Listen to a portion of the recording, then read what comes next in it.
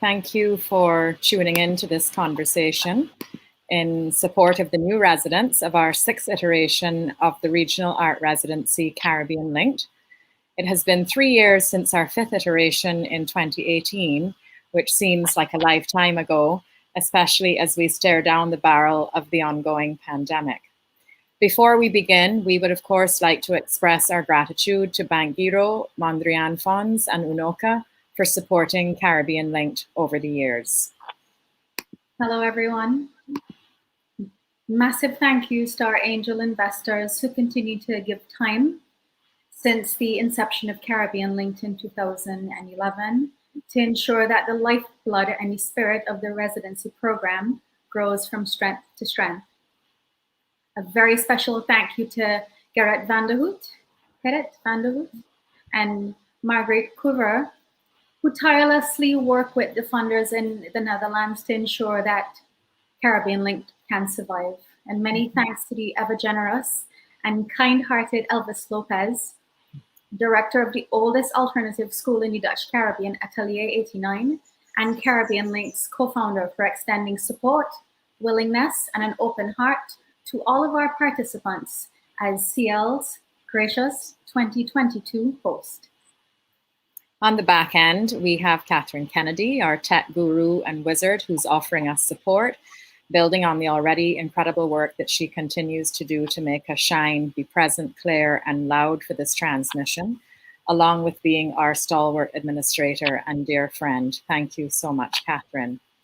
This afternoon, we're very happy to introduce you to 4 of Caribbean Linked 6-9 visual artists who are joining us for the month of August to create, collaborate, and build new bonds with other creatives regionally. Each of them will speak about their work for about 5 minutes, after which we'll engage in a conversation all together.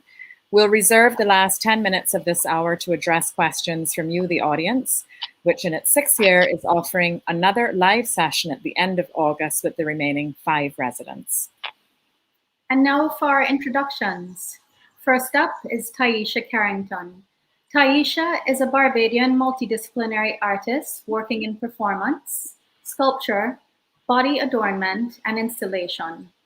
Her work seeks to promote solidarity with the land and investigate the liminality of life in the Caribbean after colonialism and into the Anthropocene.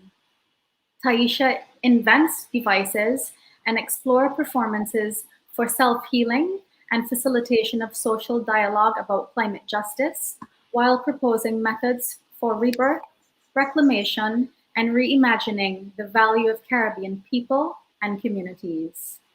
Taisha received her BFA from Pratt Institute in 2018 and currently works in Barbados, collaborating with biochemists, farmers, and medical practitioners to pool knowledge and resources and shed light on social issues. Welcome, Taisha. We're happy to have you. Thanks so much. Up next is Akley Olton, a filmmaker and visual artist based in St. Vincent and the Grenadines, my homeland. Akley has a passion for stories that inspire and provoke. He is dedicated to the development of Caribbean cinema and has been trained in the visual arts, graphic design, animation and film, and audiovisual production.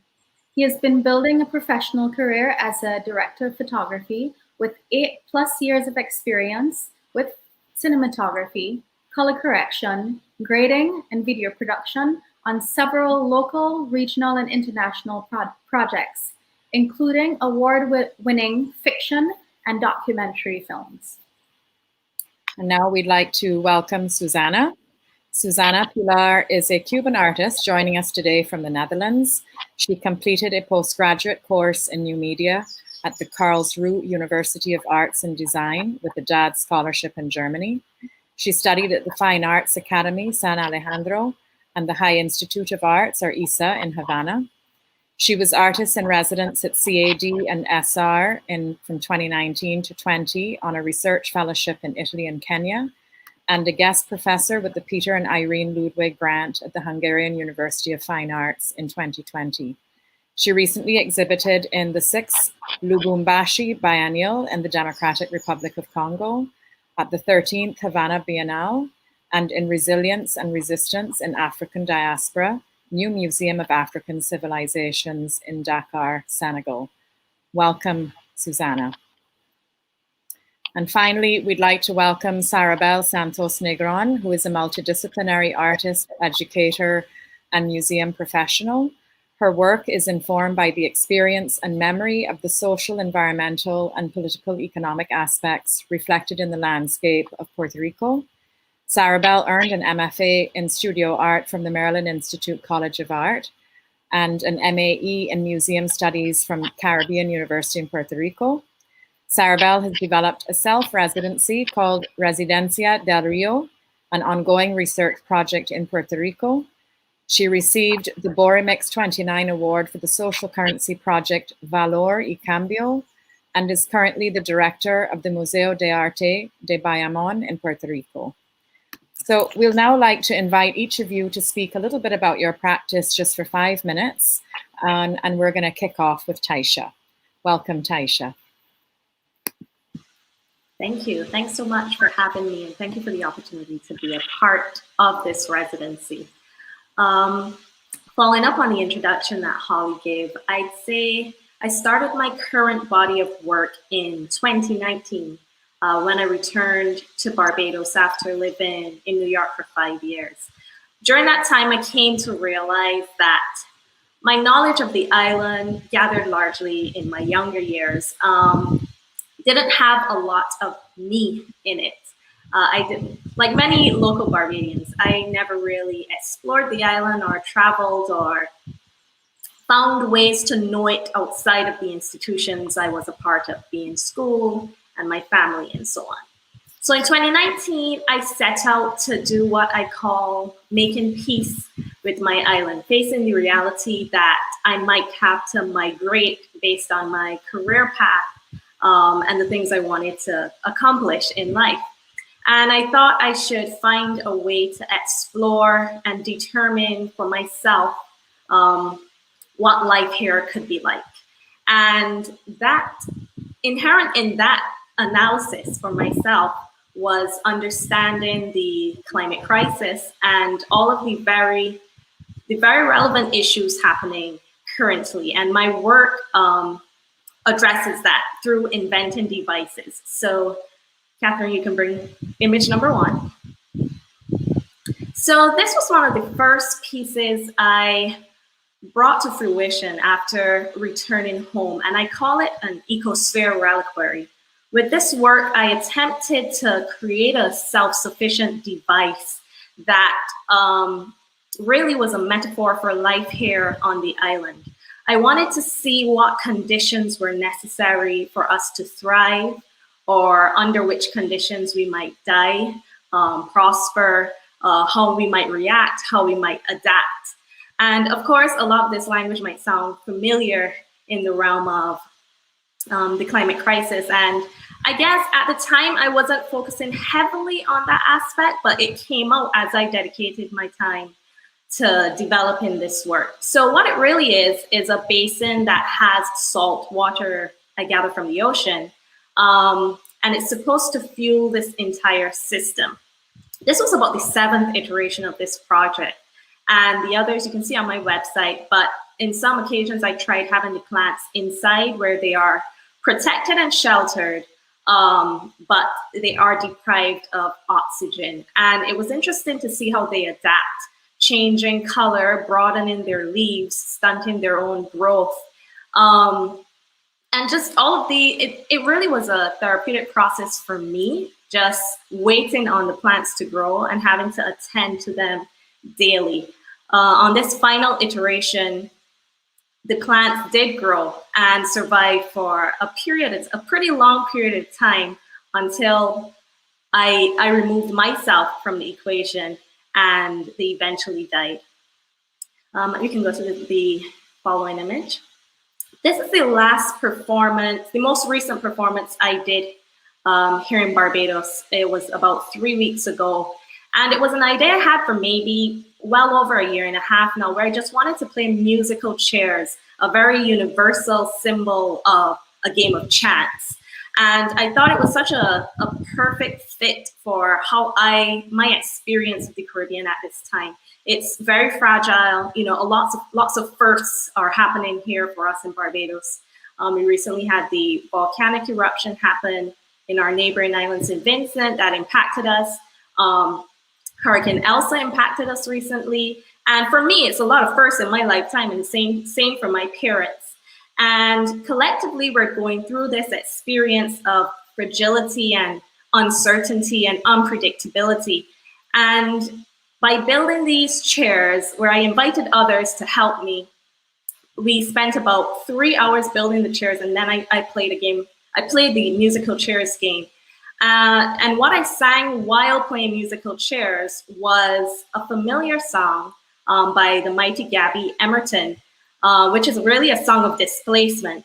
And I punctuated that song with a speech given by our Prime Minister, Mia Motley, at the UNCTAD conference, where she pleaded with larger countries to not treat us as disposable people. And I really use these performances and these installations as ways to just get an idea of how others are feeling, and to just document my experience of the island at the current time. I'll stop there. That's about my 5 minutes.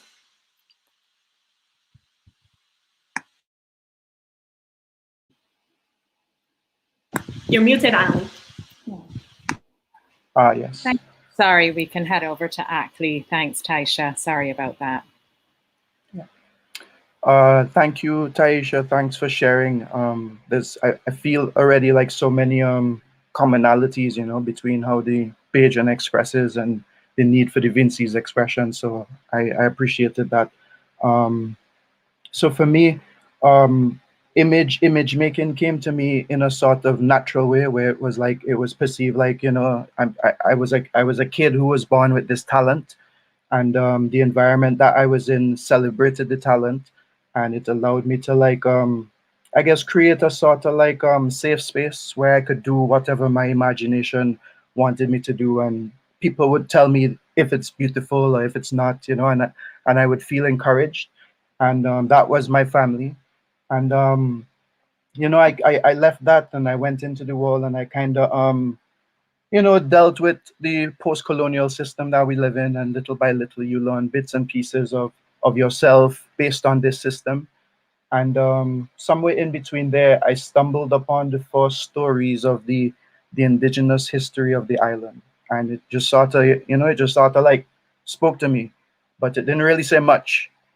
My whole life continued, and I was still pursuing developing images, but I didn't know why until I was at community college, and Miss Vonnie Rudette, this is she was the lecturer at the community college, and you know, like the time I spent with her just sort of transformed how I saw myself and how I saw the world around me, and you know, I just started to want to build this side of me more, and I continued to build it. As I continued to build it, it kind of opened doors for me to build it some more, and I got to be a part of experiences that sort of like change what I think of myself. I guess it's like post-colonial deconstruction, and some of it made me see, I guess, lapses in my national narrative, and now I've figured out a way to use this image making to sort of fill these gaps. You know, some of it requires imagination, and some of it requires just questioning, just lots and lots of questioning. If I could see the first image, please. So right, so this first image is supposed to represent the image of our national hero Joseph Chatoyer.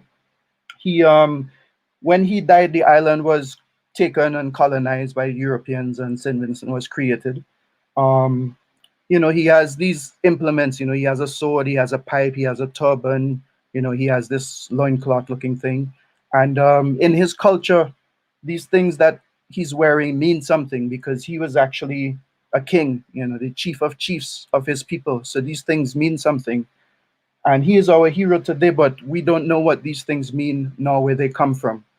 Actually, this image that I recreated originally, I guess, from my imagination, I guess. But the truth is, this image was sort of like engraved in my imagination, much like the European, Grenadines engraved it in the history books. So what I'm trying to say is, my national narrative exists in my mind and the minds of lots of people as a fiction, you know. And to confront that, I've been coming up with these images or these stories to tell, I guess, what I've learned or to tell my version of it. If we go to the next image, please. Image number 2, please.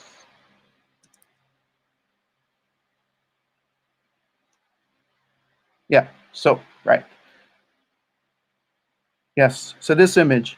So both of these images are preliminary sketches, ideas in development.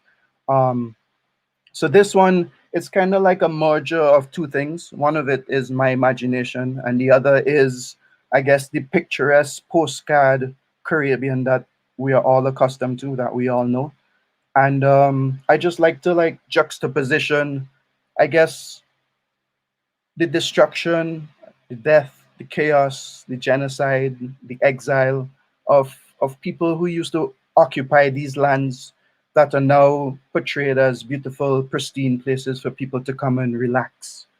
Um, I feel there is something there that allows me to honor the memory of these people, and also to I guess to point my finger and denounce some of the things that I see as the inheritance of this colonial past, because like I started, we're living in a post-colonial Caribbean, and the tourism industry and the hotel industry, as I see it, somehow casts the same shadow as the plantation, and I just wanted to confront that. Thank you. Thank you. Thank you so much, Akley, for that. Up next, we'll have Susanna. Hi. Yeah, thank you, Caribbean Linker, for this opportunity, and thank you to Taisha and Akley for your presentations. Really, really interesting. It moved my head a lot, my thoughts.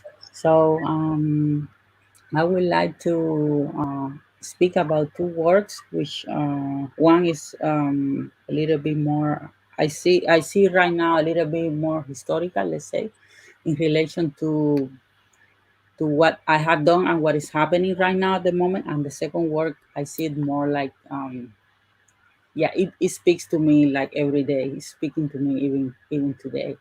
So I want to speak about a performance which I document through video, which is related to the history of my family. I am descendant from Africans and also from Chinese. Both had been brought to Cuba during the colony times by force and through boats. And actually, I see myself as a descendant of survivors. And this to me means a lot because there have been so many African people who didn't make it to Las Americas from Africa, and the same with the Chinese who came to Cuba looking for a better living condition, but end up also in slavery conditions, almost same as the Africans that were enslaved in Cuba. And my family come from Havana and also from Matanzas. And I did this action, which is called Dibujo Intercontinental Drawing, in which I'm pulling a boat.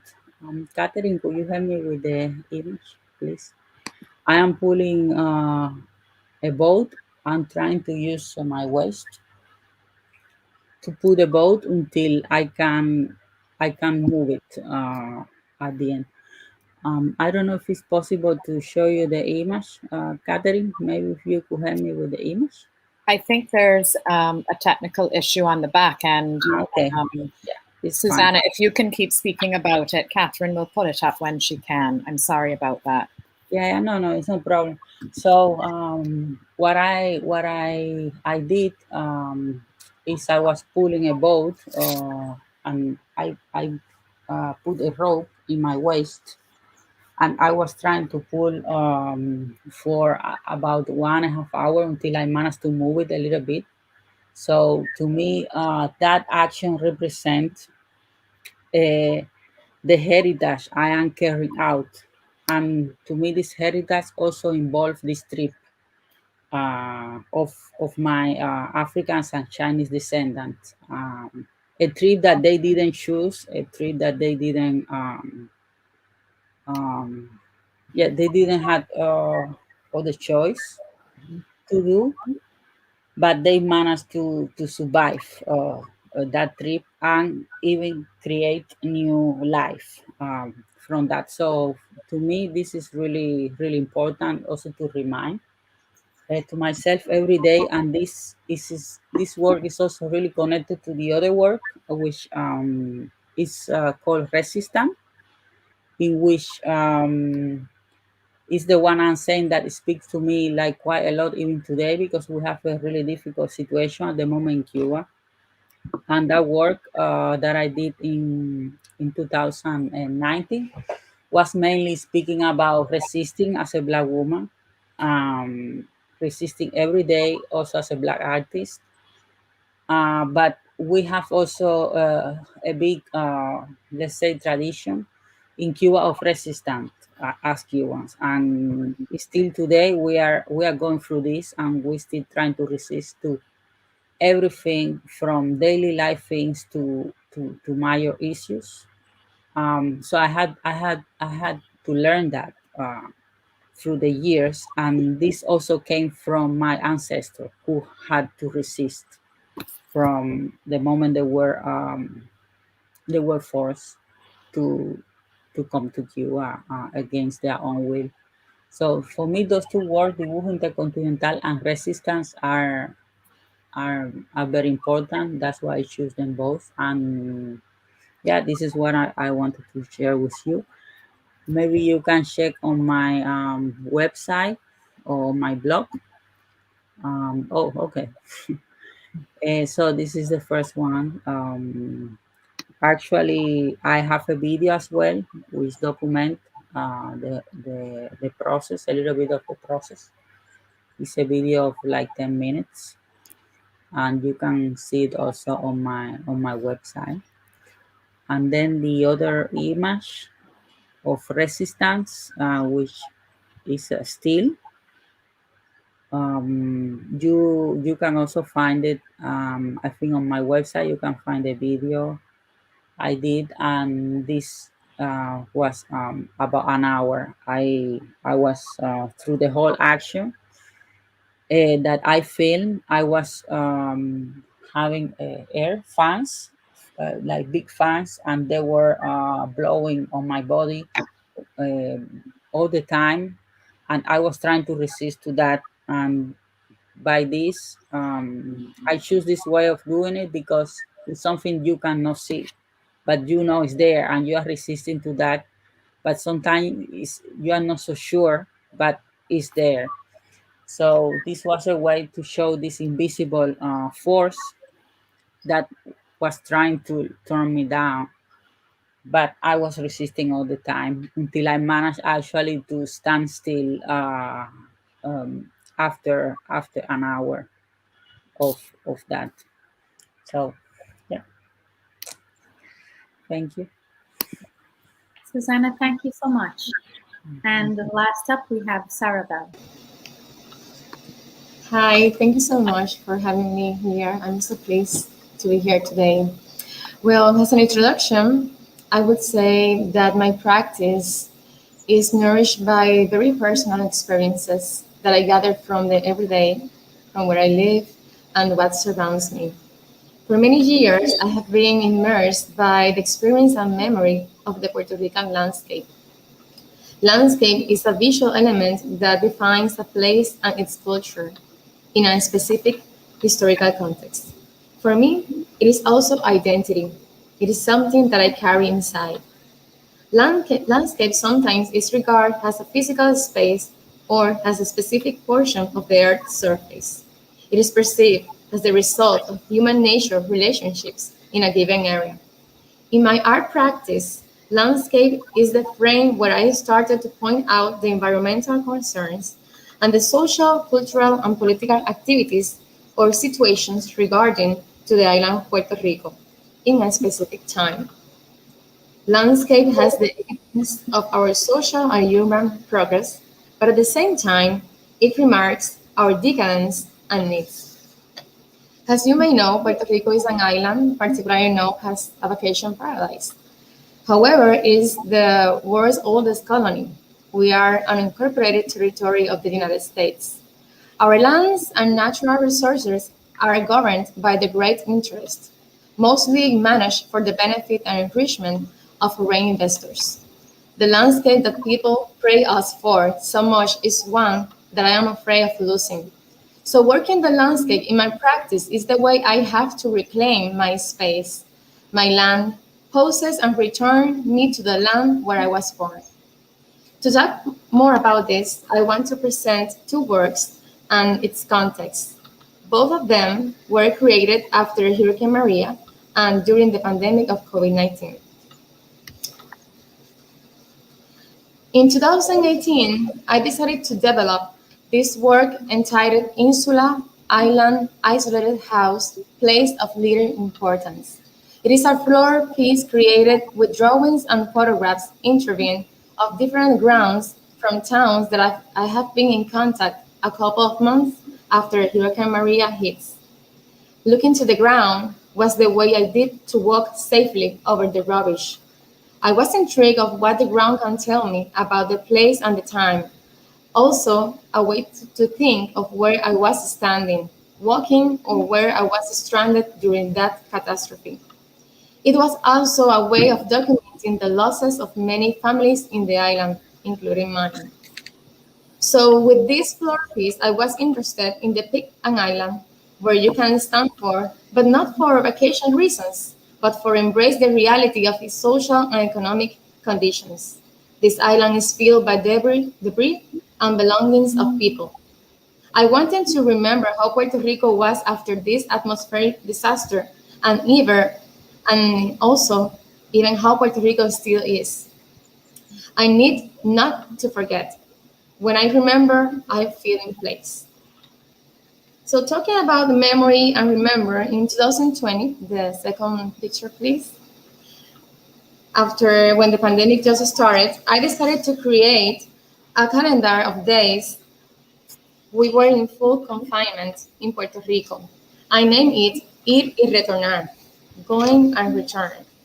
And it is a project for the arrangement and daily documentation of wild plants that I randomly select and isolate as an exercise of meditation and reflection in response to the social distancing from the COVID-19 pandemic.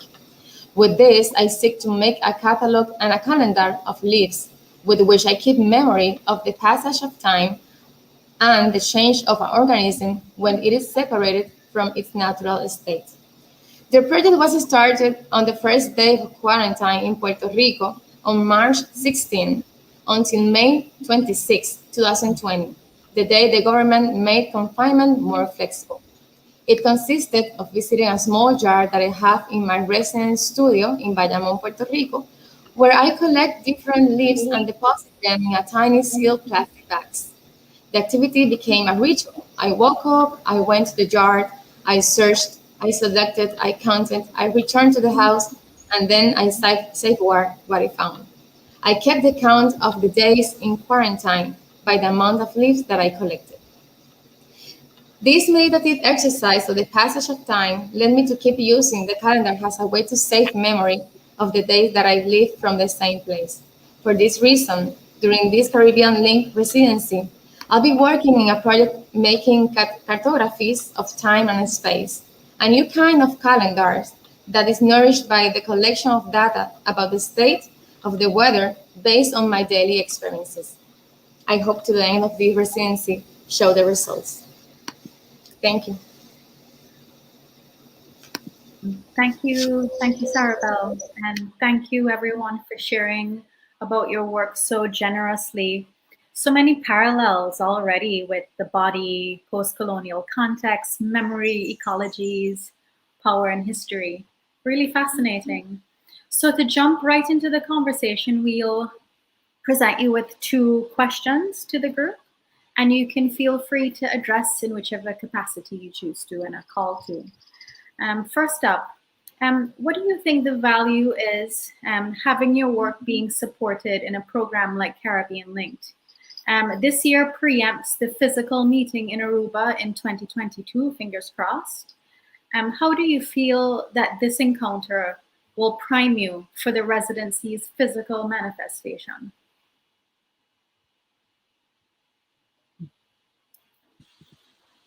I can jump in and answer. I can say this is a hard one to say because I sometimes feel guilty about it. But to be honest, I'm not very familiar with fellow Caribbean artists. And that's largely because my tertiary education happened outside of the Caribbean. So I'm well versed in, American, European artists and so on, but not so much in fellow Caribbean artists. And there aren't many spaces that facilitate acquiring that knowledge very easily. Or at least I should say that I have found so far. But these opportunities like Caribbean Linked are obviously such a fertile environment to not only learn about my fellow residents, but to learn about their friends and visit their spaces when the time comes, or just have the opportunity to go to another Caribbean island, Aruba, and experience the art environment there. Because clearly there are a lot of parallels that we're addressing, but prior to this residency, I hadn't met the other artists here to even know that we're in conversation, which clearly we are. So that part is probably quite obvious, but I stated it anyway because I'd admit that it's hard for me to learn about the work of others. Thank you. Go ahead, Susanna. I want to second that Taisha said. I just want to say a metaphor that came to my head while she was speaking. Is that I feel that I know people in other province, but I don't know my neighbors. You know what I mean? So for me, it's so crazy. Like the first time I visit Martinique, which is actually the only island I have visited in the Caribbean, was maybe 10 years after I have been traveling to Europe, to other places, and I was never in a neighbor country, and we are so close, but at the same time, so distant. So for me, it's really important. It's really important residency because we have so many things in common, so many things. I can read through the situations. I could understand many things in Martinique, even when I don't speak French, I don't speak the language, but I saw so many things that I understand because we are so close and so similar. But at the same time, we have been separated through the whole colony process and repartition, or splitting of the Caribbean through the different European countries. That, but we have a lot in common, and there is a lot that we share that they could not take away from us.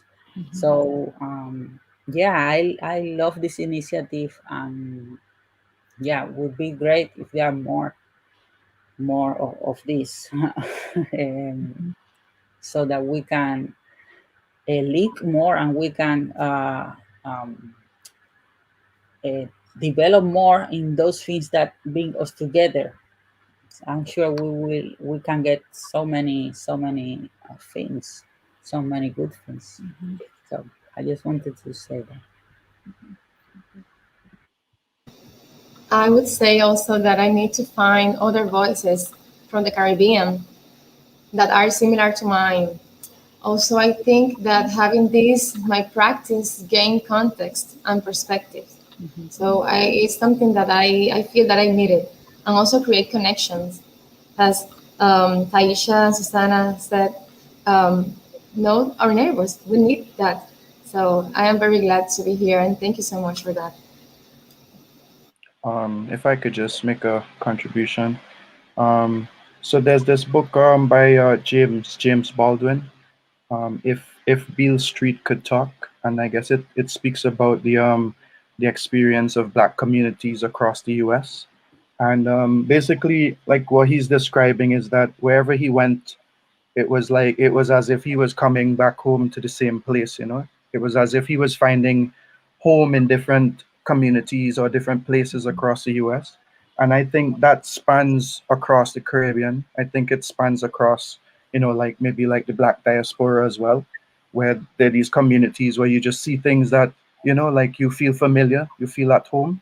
Um, the other level on which this experience is operating is is languages. Like there are people in here who speak different languages, and like a language is like one way of understanding the world. So if you could interact and share perspective on a thing that everybody knows quite well, we're just separated by some superficial map things and a lot of water. But basically I feel like the need to express as a person from these islands, given the history, is the same. And even now that we come here and we share and we realize that, oh wait, he kind of sound like the same thing I saying, or she's saying the same thing I'm saying, and you realize that it's really one shared experience. And I'm extremely glad to be a part of this, this voice right now. So thank you so much again for having me here. Great. Thank you so much. One of the things that happens in the physical residency is that you're living and working together and sharing studio spaces, and you're exposed to each other's working methodologies. That's something that you're not going to get in the virtual edition this year. So, we often talk about the ideas and the concepts and the theories behind the work, but I find a lot of times we don't speak about the making. And I wondered if any of you would want to speak about some of the material decisions you make, or the process in terms of building your work, tools that you're working with, and maybe share a little bit about the practicality of your practices.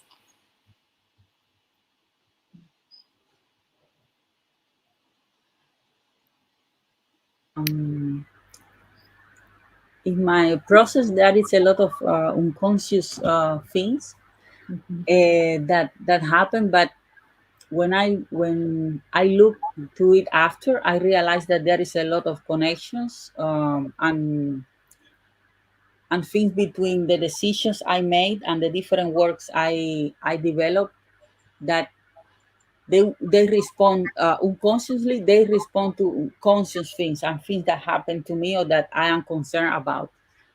Sometimes I get some of my ideas while I'm sleeping. I wake up and then the idea is there, or I am doing something who is not related to art.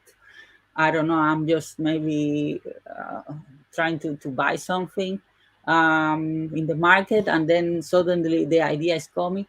And sometimes I think, okay, this is really random, or what is the connection? Why I get this idea now? Because this is I'm not in the studio or waiting for the muse.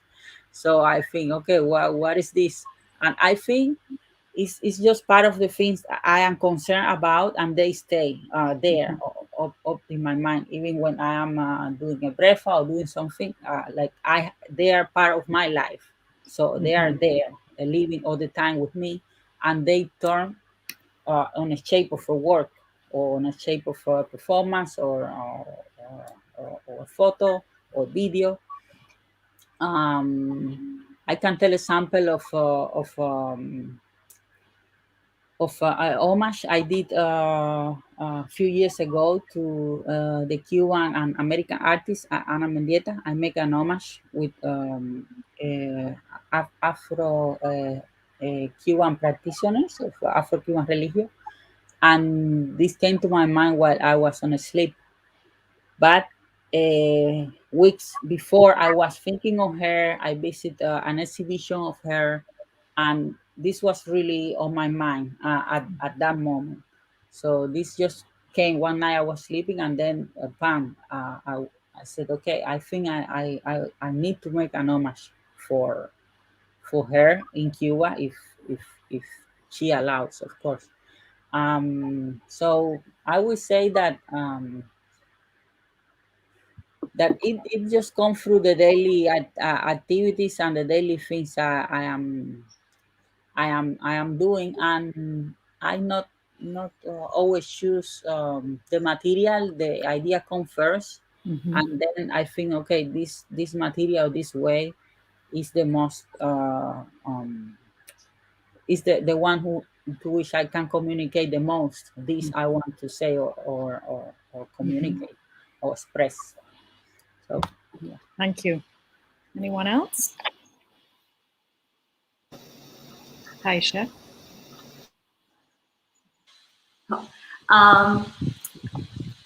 Jumping on what Susanna said, for me, it's a little bit of the opposite, where material usually comes first. So for me, like, I work a lot with ocean water, and I started that in 2019, not knowing where it would lead me to, but I felt like that material had a story, and I've explored how to express that story through my experiments, through the devices I make, through covering myself with it. A lot of my work on the personal side can also be performance. So often in my studio, I am doing the things that inform the work. So covering my body with the salt, or holding certain poses, recreating certain feelings to kind of stimulate how I would translate that for someone else. Because the starting point is always where art fits in my life. And it has always, I've always been familiar with art. It's always been there. I never knew my life without it. So from a very young age, it was a way of simply expressing, oh, I like to draw. But as I got older, I realized its power to really inform me about myself. And also, particularly in the pandemic, I found it very useful as the way I can hold myself accountable for my own well-being. In particular, there was a installation I did, or even the same one I shared with you, where I had to take time to go outside and look at plants and make sure that water is slowly running into a small garden, which could take about 30 minutes. And yes, I was attending to the artwork, but I was very much attending to my well-being in this very traumatic time of the of transitioning my whole art practice. So after that one was not intentional. I didn't go about hoping the art would serve this dual purpose, but I acknowledged that it did. And moving forward from that work, so maybe for the past year and a half now, I've used my work as kind of the person to tell me, no, come here and focus on this. Come take a break. Come sit outside, because this is research, you know? Like, I disguise all of these well-being acts within my work, and that's honestly for me. So my performances are usually very long. It could be happening over a period of 6 months, where I'm traveling the entire island, collecting things that at the moment of picking it up, I know it's going to make its way into the art, but I have no real idea how it will. But I can balance how I have leisure and also produce my artwork. And that was really the goal for my practice. So yeah, I just wanted to add that in there. Thank you. Yes, Sarabel. Yes, in my case, I would say that the idea comes first, and after having that, then the material comes. So I am very interested in response to the everyday, particularly things that are happening where I am. So every day is my practice. The common thing is that all of my works are created with found materials, photographs or just material itself, wood, paper. But I need to collect. I need to find the material in different places. So that's and also I am very organic in that process. I am not like very structured in that, um, but I need to have the idea first, and then all things come together. Akley. Yeah, for me, it's a little bit more, I guess, like a process. I feel it. I usually like dive myself into like research to like immerse myself in the world. Whether it is like preparing for a film or if it's creating an image, the thing that's most important to me is to make sure that whatever message that I want to send or whoever wants me to send is received. So whether it's like translating words into image or translating like image into sensations with moving image, it's really about making sure the message is understood, and that might take like understanding lots of things and simplifying them or adding them together with other concepts. So that is what is most important to me in the beginning. The second thing that is important to me is the physicalities of the aesthetics, because I feel like I'm a soldier and we're in a war, and it's an aesthetic war. It's like a war to define what beauty is. And like there are these concepts of beauty and how it's set up, and some of it says that the things that we consider beautiful is not beautiful. So it's really to like confront that by making things that even these people who consider it to be ugly, like making them see that it's beautiful, and also giving power to the perspective that is from the inside, and not letting like all the big conventions define what I create. So yeah, so that's my thing. There's a lot of like thinking.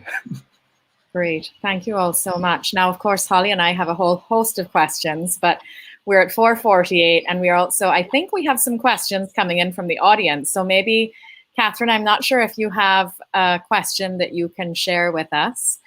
So question from the Ucher, question for both Akley and Taisha. What changes have you made to still keep on the path as an artist or filmmaker? Have either of you attempted, or have you been forced to take jobs or find new careers during COVID? So if so, or if not, how did you guys find not only the courage to push through, but also the power to stand up and keep on the journey of exploring your creative side of your own human experience? That's a big question. I don't know who wants to take that first. It's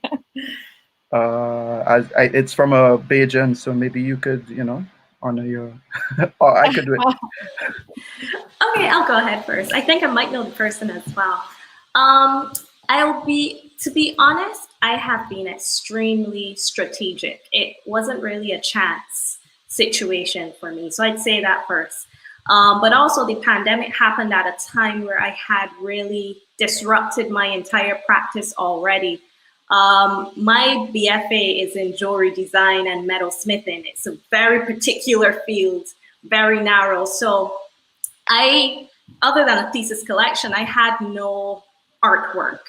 So the first question I had to answer for myself was, what's the saleable or profitable part of my practice? And for a while I was really frustrated because I wanted it to just be easier, like painting or drawing or something more two-dimensional, but that wasn't honest for me. But it occurred to me that I can sell ideas. And by that, I meant that I could write proposals and possibly secure residencies with artist fees, or secure grants, or just secure other ways of funding for artists externally and also within the Caribbean, that was not focused on the sale of a product. And of course, that then afforded me the opportunity to build the portfolio that was non-existent at the beginning. But in the beginning, I did work teaching for about for 1 term. So during that time, I tried to develop a portfolio that I can then use to apply to opportunities. For most of the year, it has been solely my art practice following this strategy. What was the second part of the question? How did you find the courage to push through and the power to stand up? The courage, honestly, I just don't, I don't have alternatives in my mind other than art. So it's really like something has to happen. And I wish I could give more specifics on how I maintain that drive, but I just don't see another option other than art for myself. Okay, so I could just jump in there. So in my country, there isn't any kind of like defined system to like, you know, like industry or any sort of like structure set up for you to like, I guess, model yourself off of, you know, like maybe there are other people who are artists, but maybe they haven't presented themselves as mentors, or even if they, you know, they have their formula, maybe they're not sharing it, you know, to like let you know how to get in on the scene. So for me in the beginning, it was really difficult. For me, I kind of just stuck. I did the you know, like education, and I got scholarships, and the scholarships were art scholarships. So it helped me to go to university, and then when I was there, I maximized the experience, and you know, like just put myself out there a lot and collaborate with lots of people, and this kind of like helped me to build a portfolio. But when I came back home to St. Vincent, my big challenge was the gear, you know, especially in terms of like filmmaking, was the equipment and how to get it. Or there are no rental houses, there are no, you know, there's nothing in St. Vincent to work with when it comes to that. So I had to own it, I had to buy it. So, you know, I used the skills I had, and like I say, I started to like use the skills and shop myself around, you know, to semi-professional shoots. And you know, so I was maybe like making a little bit and just saving it up and investing everything I can in equipment. And when I came home, that's what kind of saved me, because even though I didn't like intend to be an entrepreneur, I just started doing it because, you know, like I have these skills. There are no media companies to hire me, so what do? So I just freelance and put myself out there, and then I started to try to find ways to put like serious structure around it, you know, like go down to town and register it as a business, and then find people who you feel safe with to collaborate, who understand, you know, bigger complicated financial things. And you know, just look for your team or look for your tribe in between there, and hope you find it. It might take trial and errors, lots of trial and errors, and you know, and just kind of like persevering. But basically, because I was always operating on a tangent which was outside of St. Vincent, because I mean, I felt like I was in a perpetual state of doom in terms of my art, just living here, like I'll never make it. So because I recognized that early, I just started to not focus on pleasing what was happening here, and I was looking for themes and things that were interesting globally, that I think St. Vincent has a powerful thing to say in that conversation, but it's not being said. And like, you know, like I had built up myself over the years in terms of understanding the technique and how to create media at the highest levels, you know, so to make sure that it's like pristine and whatever. So it was just a matter of, you know, like working hard at it, and then have it there. And when COVID happened, I feel I had already like put lots of things on the internet and create lots of projects and got my work exhibited in places. And when COVID happened, people started to want to contribute to content creation more. You know, the demand for it increased, and I was already in the right situation. So COVID, the whole experience of it, to me feels like a moment of triumph, or like a little arc in my journey as a content creator producer from St. Vincent. And you know, it's just kind of like an amazing twist of you know, of what's possible. But the thing that made me understand is just that you know, there's always value in a space if you see it, and you just have to like hold out. And it's not going to be easy, but that's part of the lesson as well, right? Just being able to like persevere. And it's not going to be, you know, it's going to break your heart and tear you to pieces, but it's going to make you strong. And when you learn these lessons from heartbreak, you know, like nobody could trick you next time, you know. So that's how it was for me.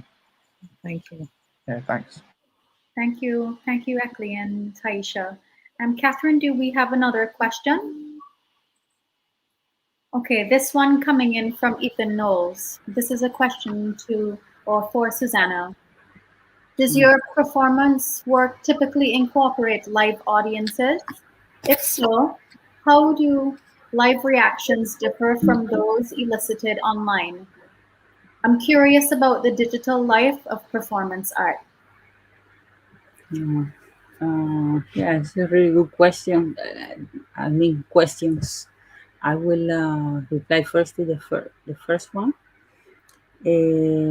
Yes, many of my performance work includes audience, some other not.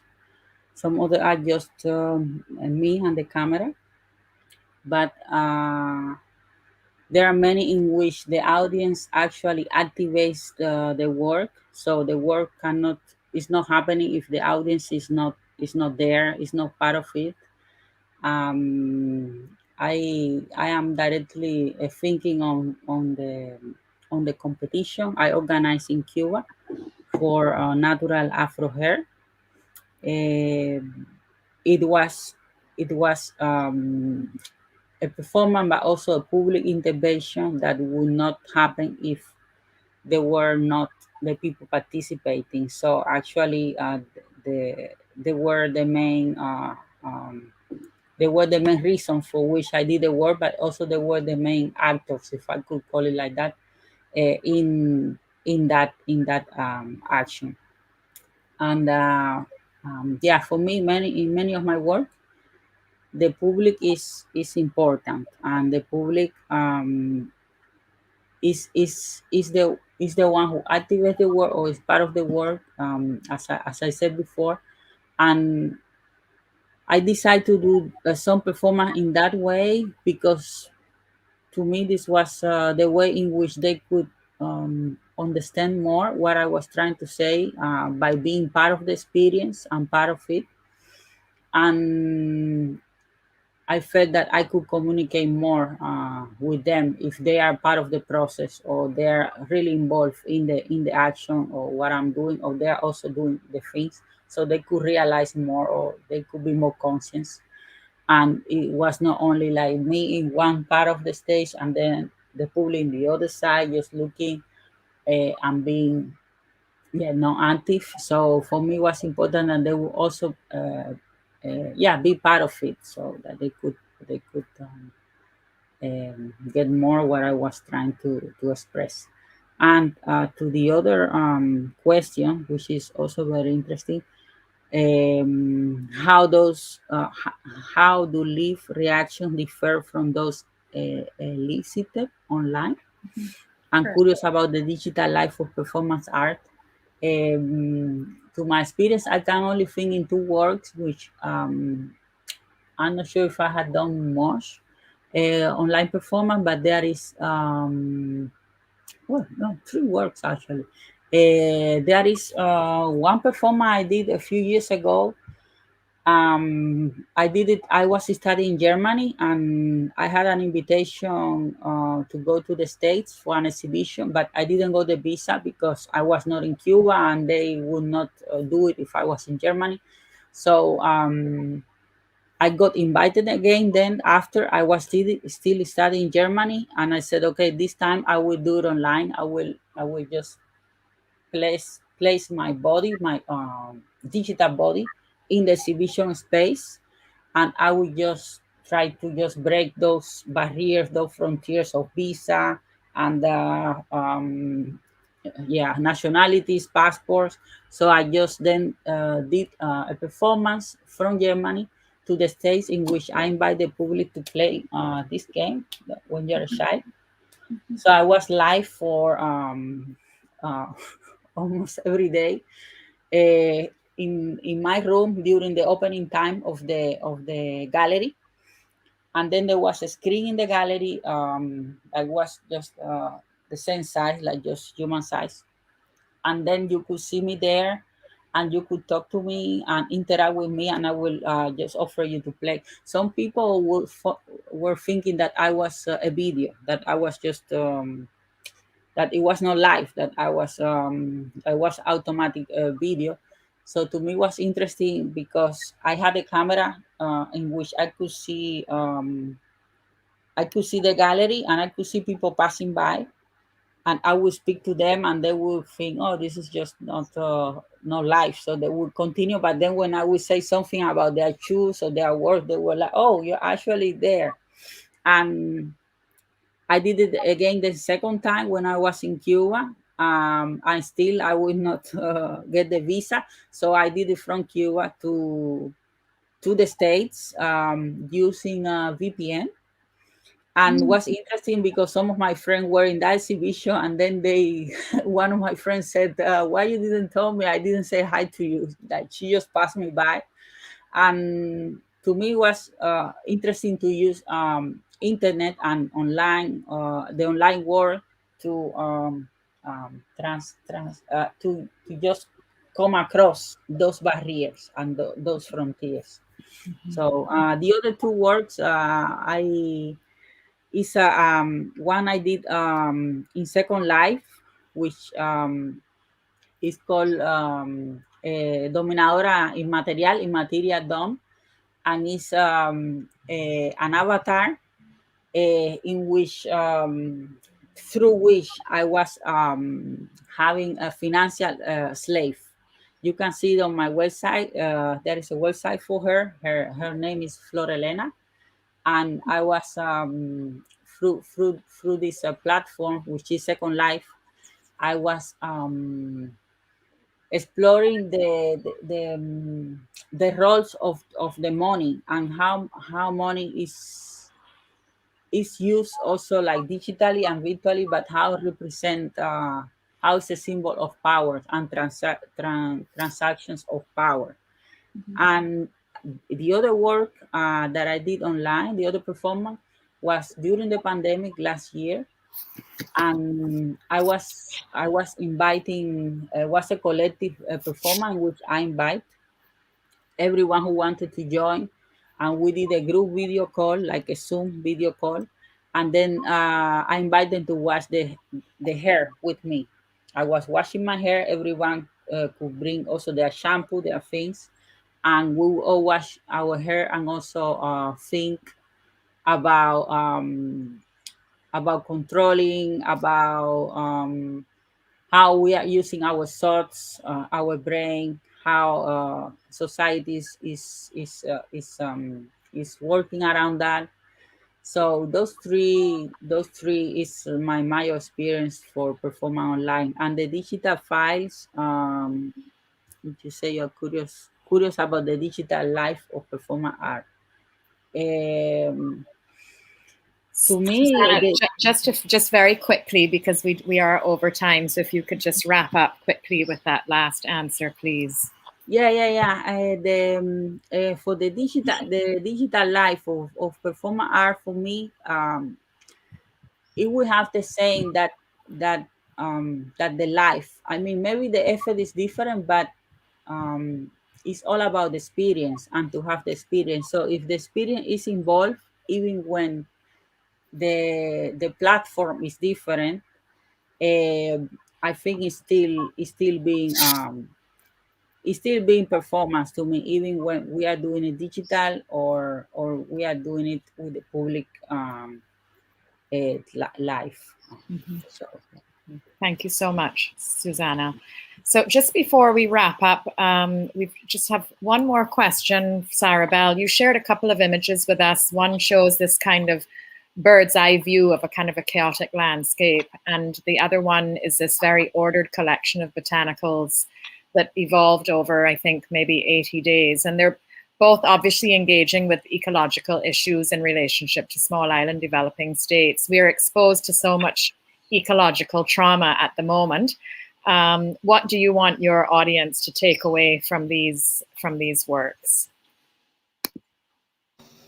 Well, I would say that probably the main thing that I would like that people gain looking at this work is trying to reimagine how the island is, particularly the first one, because when I had the opportunity to travel many different places, and when people talk about Puerto Rico, it's like a trademark. It's like the paradise. Is all these idolized things.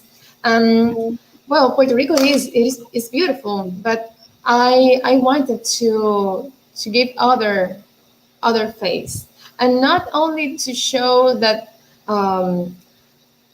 bad things, but to be honest and not trying to not maintain that idealization of the island.